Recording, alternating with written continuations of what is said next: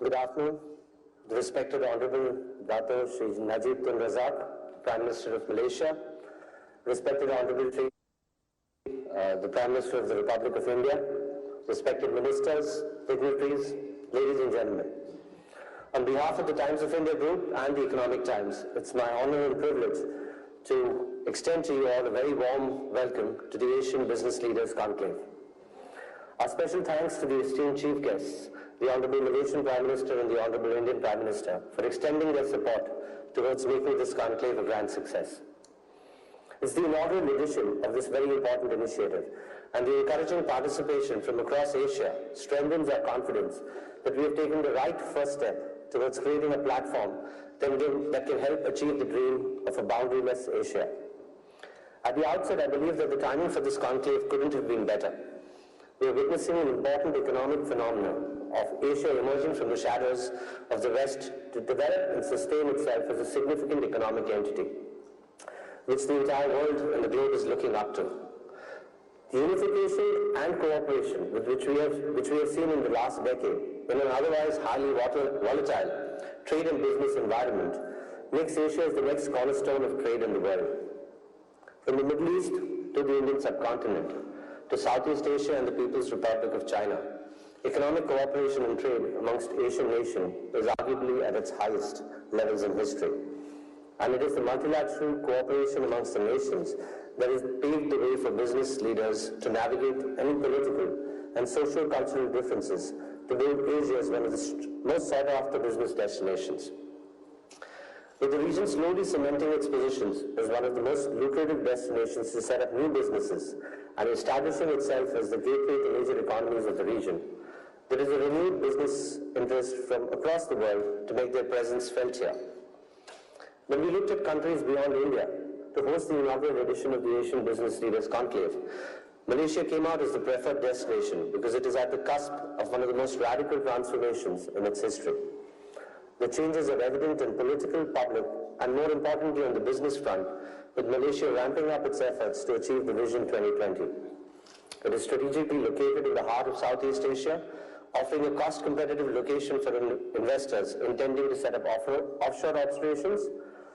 From manufacturing to distribution to technical expertise in the services sector, the country offers opportunities and capabilities across the value chain. Whether the investors want to utilize Malaysia as their target market or as a regional gateway, the country has been very successful in creating a conducive business environment for businesses to thrive. As an organization that comes from India, I can truly vouch for the optimistic state of affairs in our nation and the tremendous efforts taken by the present leadership to energize the economy. We see great strides undertaken to boost the ease of doing business as well as encouraging Indian businesses to look beyond. Additionally, the Malaysia-India connection is something a few can afford to ignore. India's Look East policy, coupled with transformation happening in Malaysia, certainly opens up avenues to further energize and elevate the already strong trade partnership between our two nations. The recent interactions between the two great leaders present here today cement the intention of coming together to make a strong impact on the region. The conclave, in its first edition, aims at bringing together business leaders from across Asia to deliberate and discuss key agendas and challenges faced in navigating the business boundary across the regions. I encourage you all to leverage this conclave as a business platform for advancing our collective business needs to make Asia a thriving region for trade and commerce in the world. In conclusion, I wish you every success in your deliberations and a very successful conclave. Before I step down, I would once again like to thank our esteemed chief guests for taking time out for their extremely busy schedules and providing us with the encouragement for this very important initiative. Thank you. Thank you, Mr. Deepak Lamba, for setting the tone and note for today's conclave. On that note, ladies and gentlemen, please help me welcome to invite our chief guest all the way from India, the Honorable Prime Minister of India, Sri Narendra Modi ji, to kindly deliver this special address.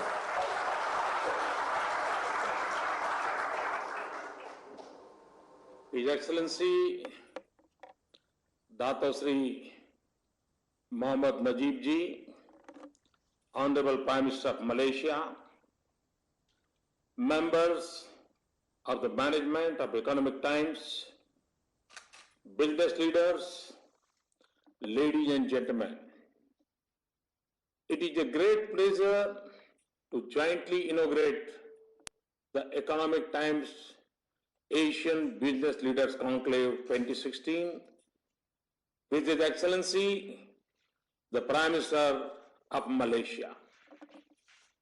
The fact that the Economic Times has chosen Kuala Lumpur as the venue for this conclave proves the importance of Malaysia as a commercial and business destination.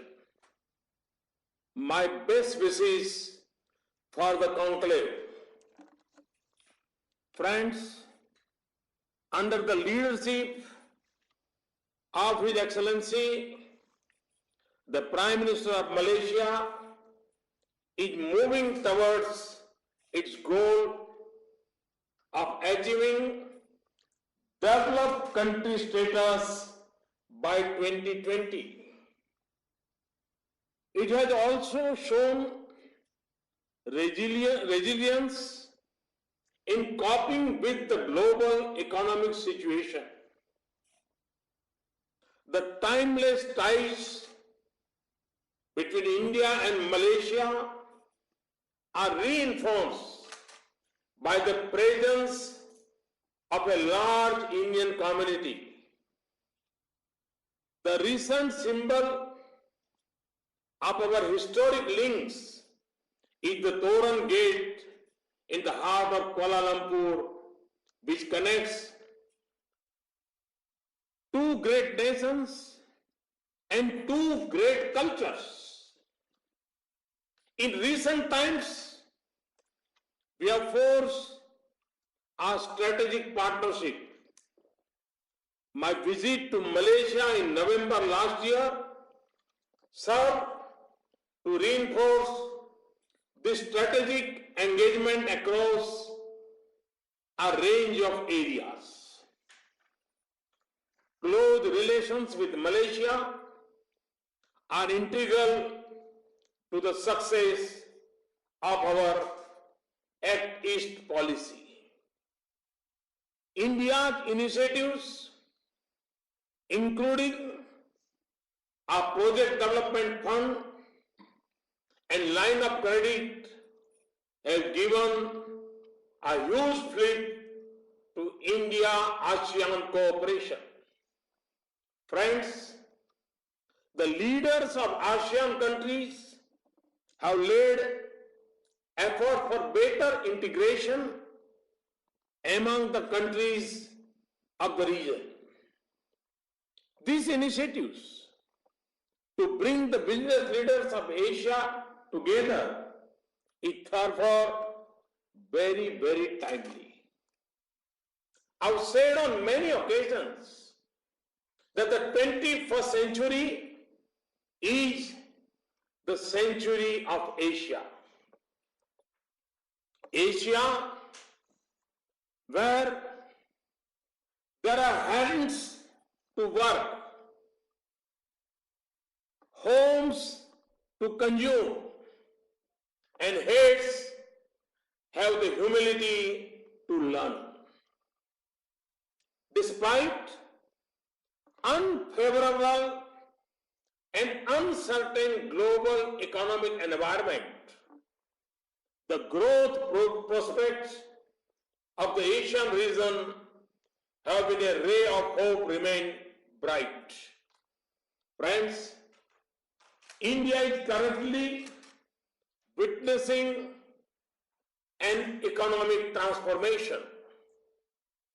It is not only one of the fastest growing large economies in the world, it is also marked by initiatives centered around ease of doing business, making governance transparent and efficient, reducing regulatory overburden,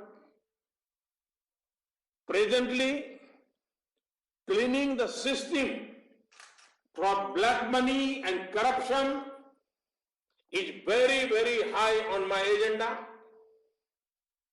This comes closely after digitization and introduction of GST. The outcomes of our efforts are visible from India's global rankings on various indicators. India's rank has gone up by, in World Bank's Doing Business report, we are fast closing the gap between business practices in India and the best in the world.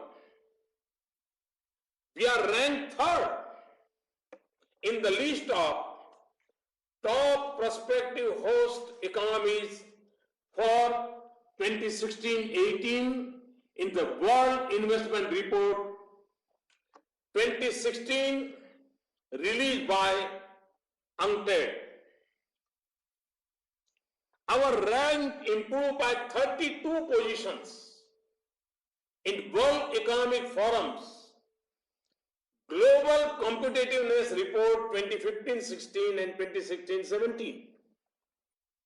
We improved 16 places in Global Innovation Index 2016 and 19 positions in the World Bank's Logistics Performance Index of 2016.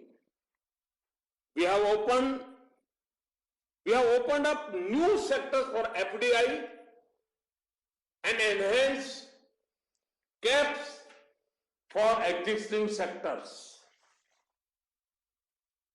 Our concentrated efforts on major FDI policy reforms continue, and conditions for investment have been simplified. The results are therefore all to see. Total FDI inflows in the last 2.5 years have touched $130 billion. Highest ever FDI inflows were received during the last year. The increase in FDI equity inflows in the last 2 financial years was 52% as compared to previous 2 financial years. Sources and sectors in which FDI is coming have also greatly diversified. Our Make in India initiative, which celebrated its 2nd anniversary this year, is aimed at making India a global hub of manufacturing, design, and innovation. I would like to highlight some of our achievements. We have now become the 6th largest manufacturing country in the world. Our gross value added in manufacturing has recorded a growth of 9.3% in 2015-16. 51 cold chain projects have been completed in the last 2 years, and 6 mega food parks have been opened since 2014. 19 new textile parks have been sanctioned, and 200 new production units have come up in existing textile parks in the last 2 financial years. This year saw 90% jump in number of mobile phone units manufactured in India. Leading global players in the auto sector have stepped up various new assembly lines and greenfield units. Friends, our efforts to ensure ease of doing business in India have been comprehensive and wide-ranging, including legislative and structural. I'm happy to share that the constitutional amendment for goods and service tax, GST, has been passed. This is expected to be implemented in 2017. We are moving towards a digital and cashless economy. Our licensing regime has been greatly rationalized.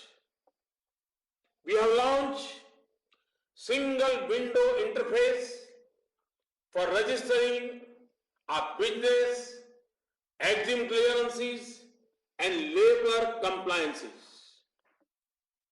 Procedures involved in getting utilities like water and electricity are being simplified.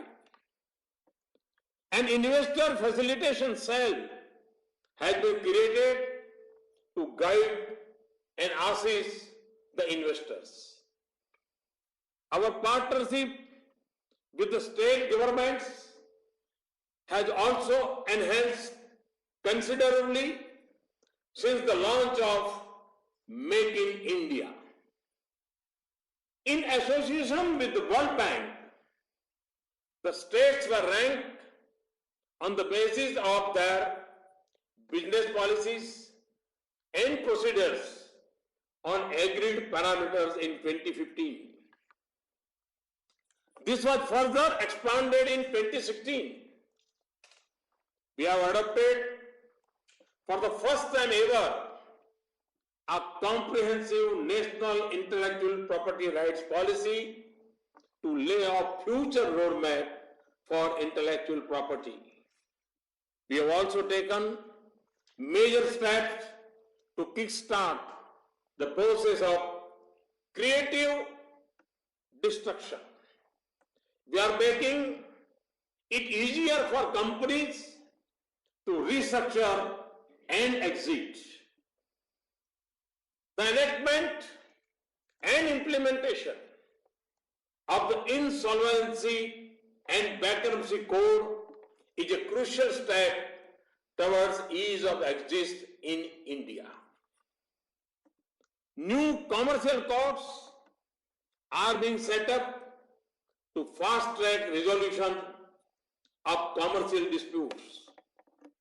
Arbitration laws have also been amended to fast-track the proceedings. Friends, India is currently buzzing with entrepreneurial activity like never before. Startups are the next big economic force in India and are no less than a revolution. Our Startup India program aims to unleash our potential in this area. Our economic process is being geared towards activities which are vital for generating employment or self-employment opportunities. This is the only way to reap the demographic dividend. Through the Skill India initiative and its various components, we are trying to synergize the skills to the market requirements. Building futuristic infrastructure is the biggest task at hand. We are developing a pentagon of industrial corridors across the country. There is immense focus on removing the logistic constraints across the country. Roads, railways, ports are being upgraded across the country. To finance such infrastructure, we have set up the National Investment and Infrastructure Fund in collaboration with foreign funds. Friends, this is a time for integration. Integration cannot happen without openness. India has always been open at the heart. Now, at the level of economy also, we are among the most open and integrated economies. We welcome those who are not there in India so far. I personally assure you that I shall be there when you need me. India is not only a good destination, it is always a good decision to be in India. Thank you. Thank you very much. Sincere thanks to the Honourable Prime Minister of India, Shri Narendra Modi ji. Thank you for those encouraging words and for adding value to this forum today. Your presence here with us has indeed made this truly an Asian leadership platform. Ladies and gentlemen, now it gives me great pleasure to kindly request our chief guest, the Honourable Prime Minister of Malaysia, Yang Amat Berhormat Datuk Seri Najib Tun Razak, to deliver the keynote address.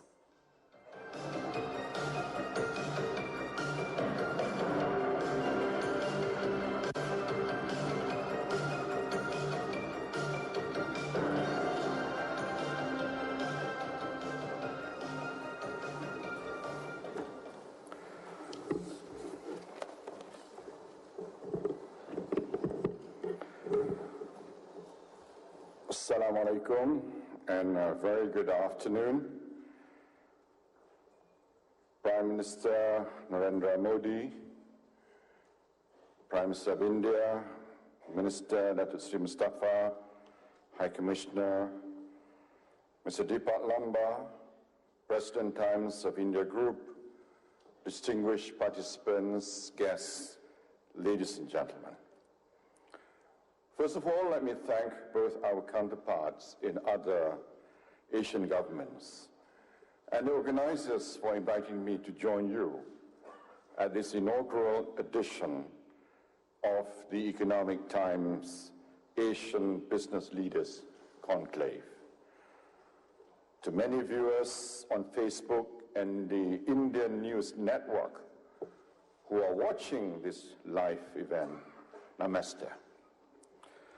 This landmark conclave brings together many of Asia's foremost business leaders to discuss ways to ensure that the region remains the most thriving center for trade, investment, and doing business in the world. I am indeed delighted that it is taking place right here in Malaysia.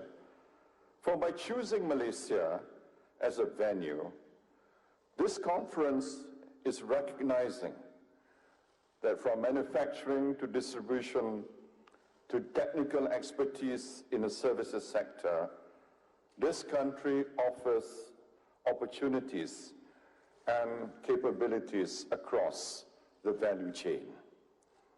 Whether investors want Malaysia to be their target market or to set up here to take advantage of our being a regional gateway, companies and individuals will find so many opportunities upon their arrival here.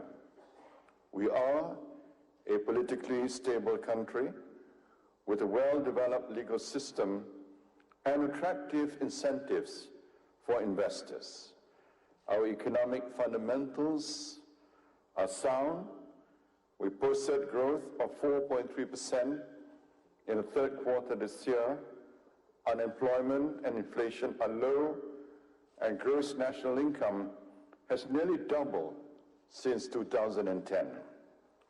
Next year, our growth forecast is to be up to about 5%.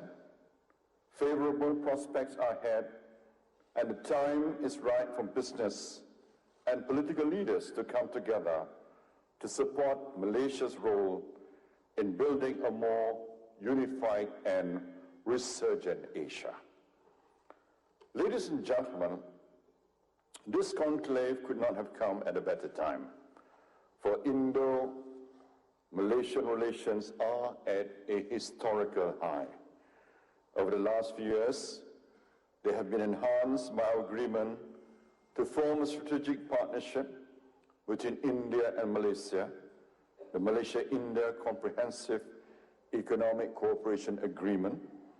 We now have extensive channels that cover trade in goods and services, investment, and movement of people between our two countries.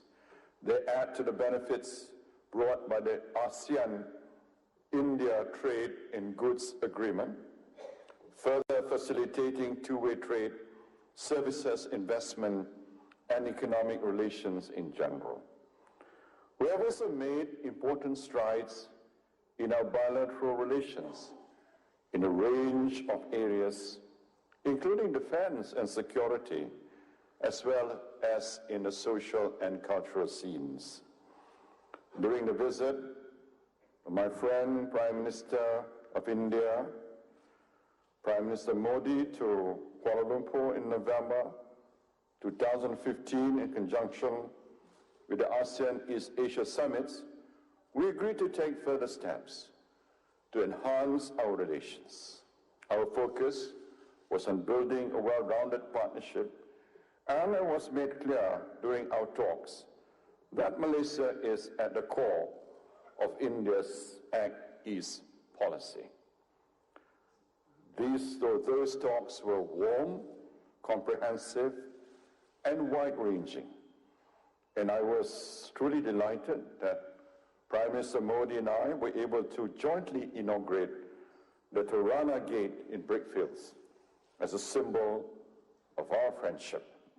The gate is a gift from the Indian government to Malaysia and has already become a landmark, much admired by visitors from abroad and locals alike.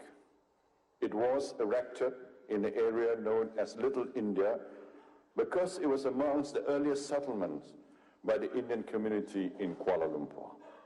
As such, the Rana Gate is not only a symbol of the friendship between India and Malaysia, but it's also a symbol of the unity and understanding that exists alongside our unique ethnic diversity in Malaysia.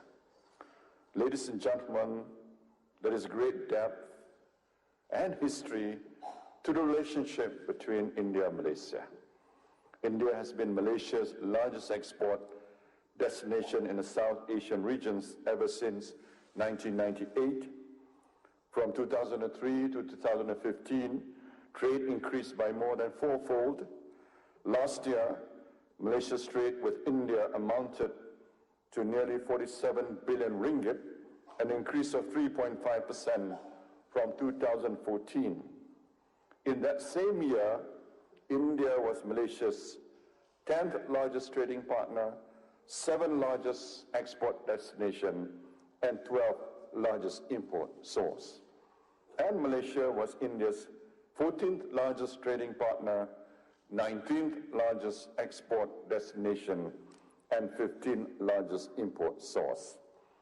Investment from India has created thousands of jobs in Malaysia, and countless leading Malaysian companies, including Khazanah, Petronas, and Malaysia Airport Holdings, are active in India. In connection with the Indian government's plans to roll out GST in 2017, we're happy to share our own experience of GST introduction with a high-level delegation from India that visited Malaysia recently. Though we deal in different geographies and face varied challenges, we share a mutual resolve to provide a transparent and predictable tax regime as well as protection to intellectual property rights. And we have both gained from sharing our observations and expertise in these areas. Such interactions are clearly to the benefit of both our countries, and they are in the spirit of this conclave, which is moving towards a borderless Asia.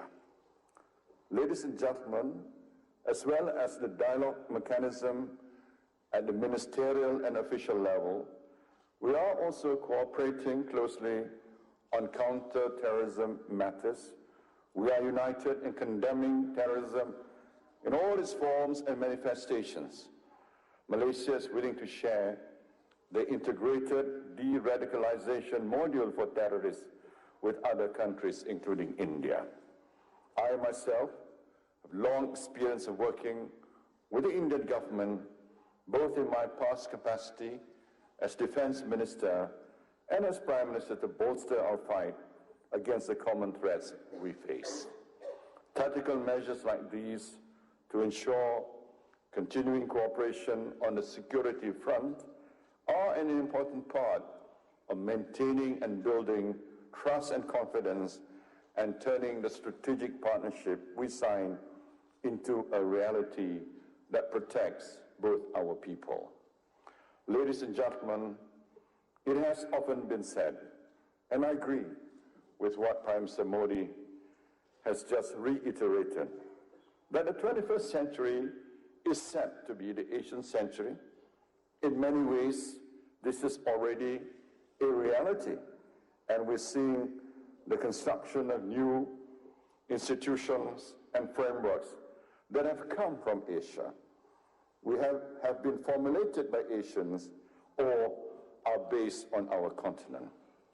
That is, as it should be, the center of gravity, of power, population, prosperity has long been shifting eastwards. And it is right that we should take responsibility for and control of our own destinies. We seek friendly relations with all, but the days when far-off powers seek to dictate the futures and the policies of Asian countries are over. A borderless Asia is one in which we harness our diversity and work together in an inclusive and sustainable manner.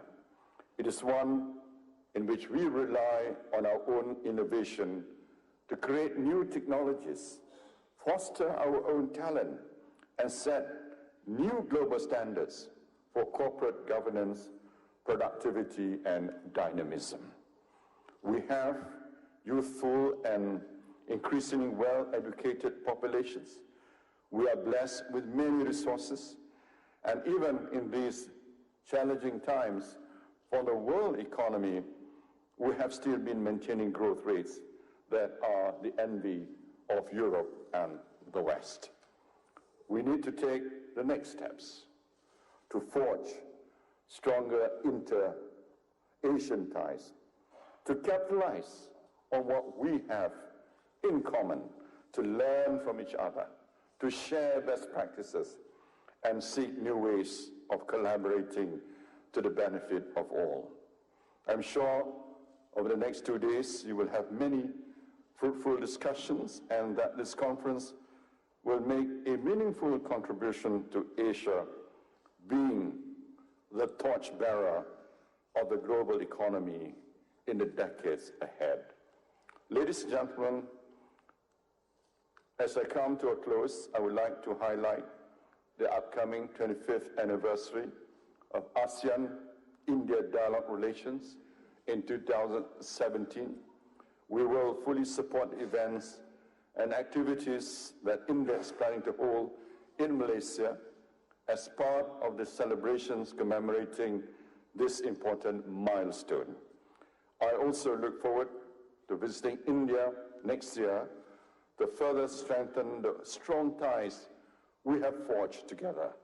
I hope that the seeds sown by our respective governments will help all business leaders here reap the benefits of a long-standing friendship and partnership. With that, I wish you a very successful conference. Thank you, and terima kasih. Thank you very much, Dato' Sri Najib Tun Razak, Honourable Prime Minister of Malaysia. Dato' Sri, I'd like to now perhaps invite you to indulge us with some exchange with Prime Minister Modi ji.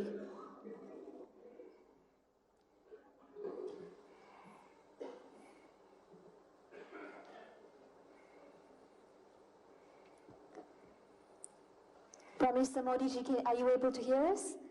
Yes. Yes, hi. The forum is open. The hall is waiting to hear a few words from you and, of course, the Honourable Prime Minister of Malaysia. Thank you, Excellency, for your kind remarks, and we are very eager to receive you here in India in 2017. It has indeed been a great pleasure to join you in speaking to the business leaders at this event today. I am confident that our thoughts shared at this conclave will encourage the business leaders in driving and promoting the trade and investment agenda between our two countries. I had a memorable visit to Malaysia last year. We now look forward to an opportunity to welcome you in India to carry forward our cooperative endeavors. Thank you very much. Thank you for your kind words again. Excellency, thank you very much. Thank you, Prime Minister Modi, for your very warm remarks and for being so upbeat about India-Malaysia relations, about the business opportunities, and even beyond that, about how ASEAN and Asia itself will be the geographical area of the future. May I congratulate you for being a bold reformist, for doing things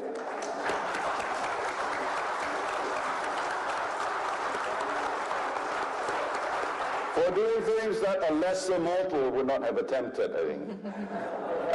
And I wish you every success indeed, because if you are courageous enough to do the reforms, I'm sure you will reap the rewards in due course. And thank you for your very kind invitation to visit India, and I look forward to visit you once again, or rather to visit India and to see some of the exciting things that are happening in India under your strong leadership. Thank you once again. Thank you. Thank you. Thank you to both Honourable Prime Ministers of Malaysia and India for your time and gracing us with this event. To Yang Amat Berhormat Dato' Sri Najib Tun Razak, may I kindly request for you to be remaining on stage while we bid goodbye to Prime Minister of India, Sri Narendra Modi ji. Thank you once again for joining us.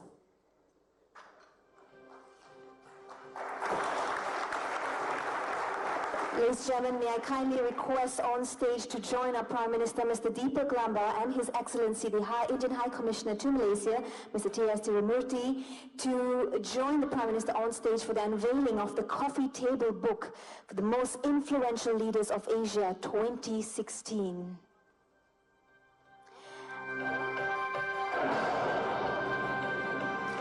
The Economic Time acknowledges the contribution of iconic leaders who have, through their sheer dedication, shown to the world that Asia is coming together and rising, and she is on the path to becoming one of the most conducive regions for trade in the world. Ladies and gentlemen, this is the